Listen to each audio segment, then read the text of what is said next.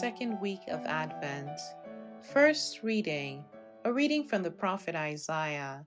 The desert and the parched land will exult, the steppe will rejoice and bloom. They will bloom with abundant flowers and rejoice with joyful song. The glory of Lebanon will be given to them, the splendor of Carmel and Sharon. They will see the glory of the Lord, the splendor of our God. Strengthen the hands that are feeble, make firm the knees that are weak. Say to those whose hearts are frightened, be strong, fear not. Here is your God. He comes with vindication, with divine recompense. He comes to save you. Then will the eyes of the blind be opened, and the ears of the deaf be cleared. Then will the lame leap like a stag. Then the tongue of the mute will sing. Streams will burst forth in the desert, and rivers in the steppe. The burning sands will become pools, and the thirsty ground springs of water. The abode where jackals lurk will be a marsh for the reed and papyrus. A highway will be there, called the Holy Way.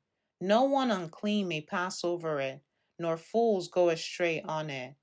No lion will be there, nor beast of prey go up to be met upon it. It is for those with a journey to make, and on it the redeemed will walk.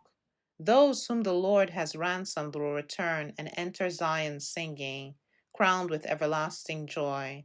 They will meet with joy and gladness. Sorrow and mourning will flee. The word of the Lord.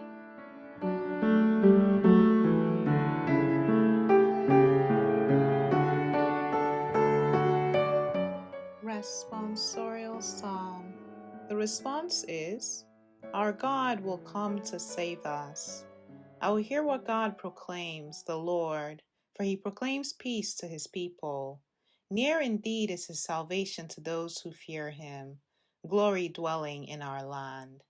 Our God will come to save us. Kindness and truth shall meet, justice and peace shall kiss. Truth shall spring out of the earth, and justice shall look down from heaven. Our God will come to save us.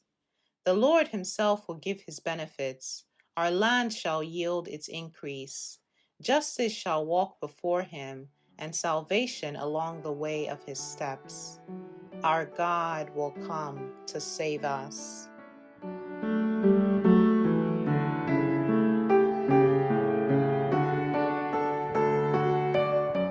Gospel. A reading from the Holy Gospel according to Luke. One day as Jesus was teaching, Pharisees and teachers of the law, who had come from every village of Galilee and Judea and Jerusalem, were sitting there, and the power of the Lord was with him for healing. And some men brought on a stretcher a man who was paralyzed. They were trying to bring him in and set him in his presence. But not finding a way to bring him in because of the crowd, they went up on the roof and lowered him on the stretcher through the tiles into the middle in front of Jesus. When Jesus saw their faith, he said, "As for you, your sins are forgiven." Then the scribes and Pharisees began to ask themselves, who is this who speaks blasphemies?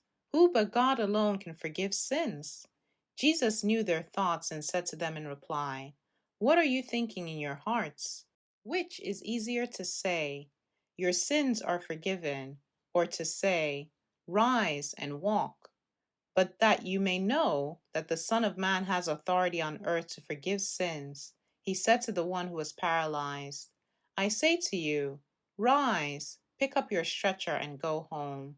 He stood up immediately before them, picked up what he had been lying on, and went home, glorifying God. Then astonishment seized them all, and they glorified God. And struck with awe, they said, we have seen incredible things today. The Gospel of the Lord.